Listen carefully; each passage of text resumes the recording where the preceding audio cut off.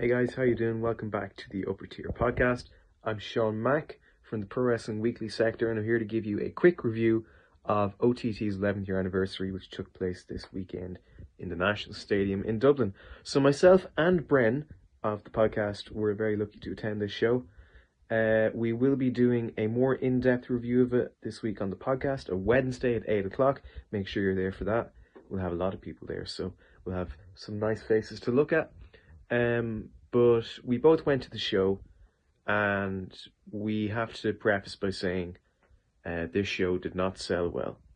While it was still a very good show, and I think honestly a little better than I expected it to be, considering just how low rent the build was, I would be lying if I said I don't think it didn't pale in comparison to some stadium shows that OTT have ran. But even like the shows they've ran this year, the last stadium show was the Loco Rumble in February, and I think that was better. Once we walked in, I had gotten a message from a friend of mine who had his ticket in the stalls, and they were told that the stalls had all been marked off and you'd be upgraded to the floor. So when we walked in, all the stalls, which are, those seats at the back, were all covered up with curtains, black curtains. So it was quite bleak to see. I mean, the National Stadium, every time we go in, even if there is only a few seats left, they don't hide it. It's always relatively full to the masses. The last two shows they did before the Rumble, actually, I think was the 10th anniversary with JD McDonagh and Finn Balor, and then Scrappermania that had Nick Nemeth there, were sold out to capacity. So it's quite bleak to see where the show was in terms of attendance. But saying that, I have full confidence that OTT will be able to bounce back, get their momentum back, and I really hope that they do, because, I say it was a good show. It was still a good show. There were still some really good matches here that I'd recommend you check out. A few standouts for me would be the money match between Michael Oku and Moose. There's a really funny moment in this match beforehand where there's a guy on the other side of us who had a Michael Oku sign. The issue is Michael Oku was on our side for the money match, so he came over and he gave his sign, which said the Master of the Half Crab, and he gave it to me and a couple of my friends that were there. So we got to hold it, and then unfortunately Moose won, so we awkwardly had to hand it back. But it was a really good match. The money matches are always a blast.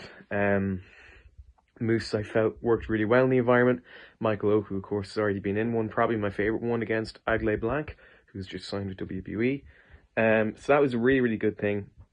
One thing I loved, and it's Amira Blair, who's Michael Oku's manager, is so interactive with people, especially kids at ringside. There was someone who I think was on Moose's side, young child, who was a bit annoyed at one point when Michael Oku kicked out of something, and she was getting totally in his face.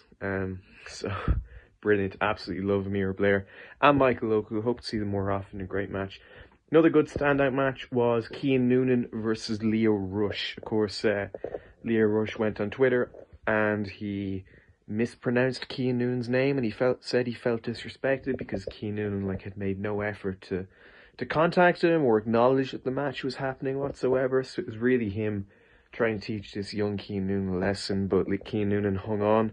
A very even match, which Cian Noonan was able to win. There's quite a scary spot in this match where Lio Rush did a shoulder tackle through the bottom rope by the ring post to Cian Noonan, and it looked like he hit his head. It looked like someone hit their head. It didn't look very good, but it turns out that he was okay. The match continued, and at the end there was a good sign of respect from both men, which you love to see, especially someone like Lio Rush. For him to shake hands with Cian Noonan, a young guy who's been doing this a couple of years now. This was actually his first time wrestling at an anniversary show in the National Stadium. It was great to see. So that was a good match. And I have to talk about the opening match because it set up the storyline for the rest of the show. So the match that opened was the NLW title gauntlet match with Callum Black defending against Alan Angels, Charlie Sterling, Limo, and Man Reese. I just wanted to make sure I got them all right.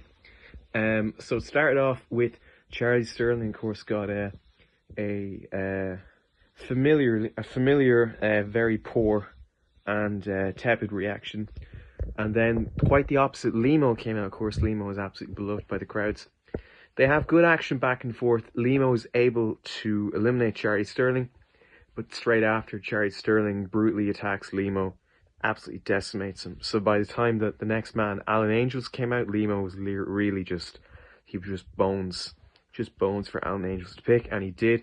He hit him with a double underhook pile driver, almost like a spinning J driller, or like a spinning butterfly pile driver. Absolutely disgusting move. Limo, of course, didn't stand a chance, was gone.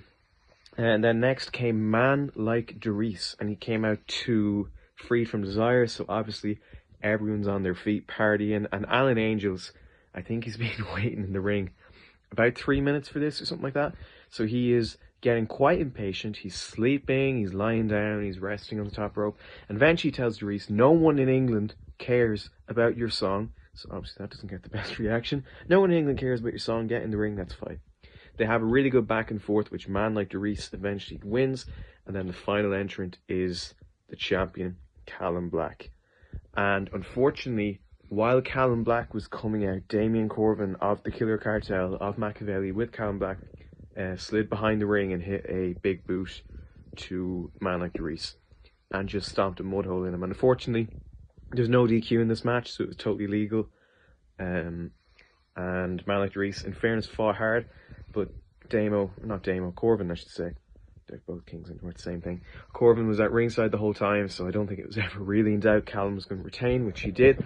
And then after that, they continued stomping a hole in Man Like Darius, and Joe Cabray in his absolutely horrendous OTT canvas shoes came out with Golden Boy Santos.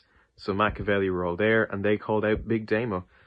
Excuse me, of course, who's challenging Golden Boy Santos.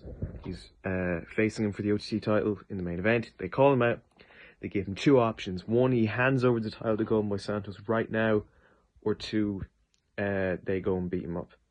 And eventually they said, well, regardless, we're going to beat you up. And Damo said no. He gave him middle finger, but then Joe said, there's four of us and there's one of you, so what's going to happen? And then three men emerged to fight for Big Damo, those men being Jay, Matthew Smith, Renzo Rose. And Damo declared he's going to win the title. And then, speaking of Matthew Smith, Renzo Rose, they won the OTT tag team titles in probably my match of the night, and probably really the only match in this card that had any build. Really good back and forth action. The Hype Dogs are an incredible team. Even though I love them, I don't think it was any disservice to lose. But unfortunately, you know what to say about things that are too good to be true. They often are. So Matthew Smith and Renzo Rose won. They celebrated, and then Matthew Smith turned on Renzo Rose, attacked him from behind, and took the OTT tag team titles. And he has now aligned himself with Machiavelli. Now, whether this is just, a way to hold the belts until Sean Guinness is cleared again, I don't know. But a very, very devastating way for Renzo Rose to end his night. And then the main event, Big Damo, Golden Boy Santos, total overbooked madness. The referee, Jacob Strong, got involved, low blow Damo, and half the roster came out. Eventually everyone came out at the end, including Jay, Matthew Smith, Renzo Rose. All these people came out to get rid of Machiavelli, and then Damo was able to win.